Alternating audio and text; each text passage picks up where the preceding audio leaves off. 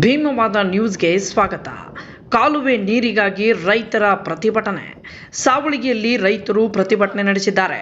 ಬಾಗಲಕೋಟೆ ಜಿಲ್ಲೆ ಜಮಖಂಡಿ ತಾಲೂಕಿನ ಸಾವಳಗಿ ತುಂಗಳ ಸಾವಳಗಿ ಏತ ನೀರಾವರಿ ಯೋಜನೆ ಪೂರ್ಣಗೊಂಡರೂ ಕಾಲುವೆಗೆ ಹರಿದು ಬಾರದ ನೀರು. ಸಾವಳಗಿ ತುಂಗಳ ಏತ ನೀರಾವರಿ ಫಲಾನುಭವಿಗಳಿಂದ ಪ್ರತಿಭಟನೆ ನಡೆಸಲಾಯಿತು. ಕೃಷ್ಣಾ ನದಿಗೆ ಅಪಾರ ನೀರು ಹರಿದು ಬರುತ್ತಿದೆ.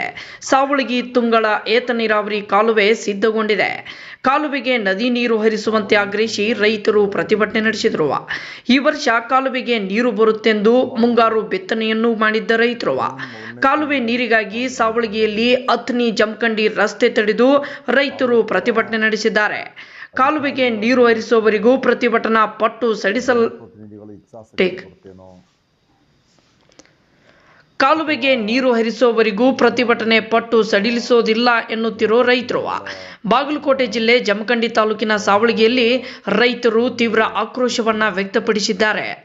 ವರದಿ ಭರತೇಶ್ ಪಾನಕ್ನವರ್, ಜಮಖಂಡಿ.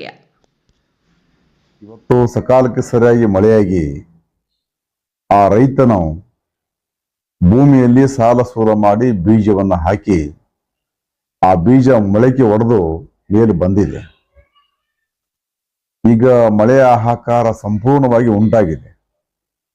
ಆ ಮಳೆ ಆಗಲಾರ್ದ ಒಂದು ಹಿನ್ನೆಲೆಯಲ್ಲಿ ಈ ಭೂಮಿಯಿಂದ ಮೊಳಕೆ ಮೇಲ್ ಬಂದಿರತಕ್ಕಂಥ ಸಂದರ್ಭದಲ್ಲಿ ಅದು ಒಣಗಿ ಹೋಗ್ಲಿಕ್ಕೆ ಪ್ರಾರಂಭ ಆಗಿದೆ. ಅಂತ ಒಂದು ಸಂದರ್ಭದಲ್ಲಿ ಇಂಥ ಒಂದು ಬೃಹತ್ ಯೋಜನೆ ನೀರನ್ನ ಕೊಡ್ಲಿಕ್ಕೆ ಆಗದೆ ಹೋದಾಗ ಆ ಯೋಜನೆಯಿಂದ ನಮಗಾಗ್ತಕ್ಕಂಥ ಲಾಭಗಳಾದ್ರೆ ಏನು ಅನ್ನುವಂಥ ಪ್ರಶ್ನೆ ನಮ್ಮನ್ನು ಕಾಡ್ತಾ ಇದೆ. ಇದಕ್ಕೆ ನಿಜಕ್ಕೂ ಕೂಡ ನಮ್ಮ ದುರ್ದೈವ ನಾನು ಭಾವಿಸ್ತೇನೆ.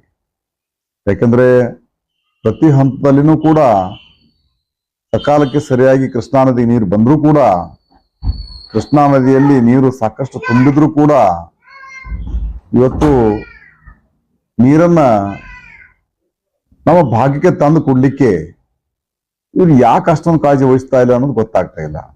ಅಧಿಕಾರಿಗಳನ್ನ ಕೇಳಿದಾಗ ಅವ್ರು ಹೇಳ್ತಾರೆ ಅಲ್ಲಿ ಪಂಪ್ಗಳ ಸುಟ್ಟಿವೆ, ಕೇವಲ 5 ಪಂಪ್ಗಳು ಮಾತ್ರ ಚಾಲು ಇವೆ, 6ನೇ ಪಂಪ್ ಚಾಲು ಇಲ್ಲ.